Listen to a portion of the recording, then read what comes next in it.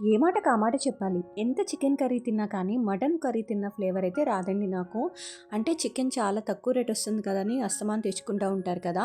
కానీ మటన్ మాత్రం మనం వీక్లీ వన్స్ తిన్నా, మంత్లీ వన్స్ తిన్నా సరే చాలా హ్యాపీ అనిపిస్తుంది. సో, మా చిన్నప్పుడు రెగ్యులర్‌గా మా డ్యాడీ అయితే మటనే తెచ్చేవారు చికెన్ కన్నా. ఈరోజు మా మదర్ స్టైల్‌లో నేను మటన్ కర్రీ ఎలా చేయాలో చూపిస్తానండి. చాలా సింపుల్. వంట రాని వాళ్ళు కూడా ఈజీగా చేసేసుకోవచ్చు అనమాట. పెద్ద ప్రొసీజర్ ఏం లేదు. ముందుగా మటన్ తీసుకుని శుభ్రంగా కడుక్కున్న తర్వాత అల్లం వెల్లుల్లి పేస్ట్ బాగా పట్టించాలండి ఈ మటన్కి.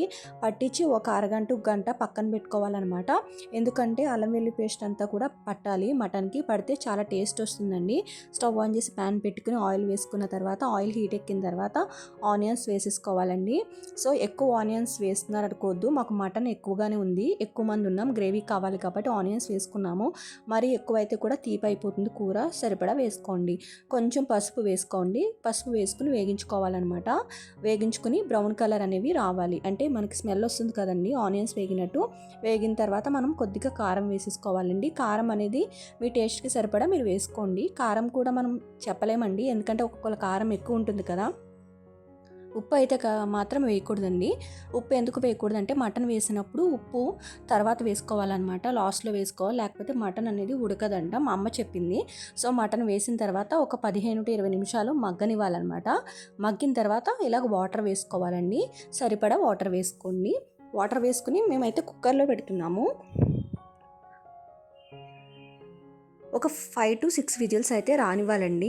మటన్ అయితే బాగా గట్టిగా ఉందంటే ఒక 7-8 విజిల్స్ వచ్చినా పర్వాలేదు. నార్మల్ అయితే 5-6 విజిల్స్ వస్తే సరిపోతుంది. చూడండి, నేను విజిల్స్ వచ్చిన తర్వాత స్టవ్ ఆఫ్ చేసి మళ్ళీ నేను కుక్కర్ అనేది పెట్టాను అనమాట. పై మూత తీసి దాంట్లో లాస్ట్లో సాల్ట్ వేసాను. కల్లుప్పు వేస్తే టేస్ట్ బాగుంటుంది. తర్వాత గరం మసాలా, ధనియాల పౌడర్ వేసుకుని చూడండి, కొద్దిగా నీళ్ళ కింద అయితే లేవు కదా, పులుసుగా కావాల్సిన వాళ్ళు పులుసుగా చేసుకోవచ్చు. నార్మల్గా మేమైతే ఇలాగే తింటాం కాబట్టి కొంచెం గ్రేవీ తక్కువగా ఇలాగే చేసుకున్నాం అనమాట.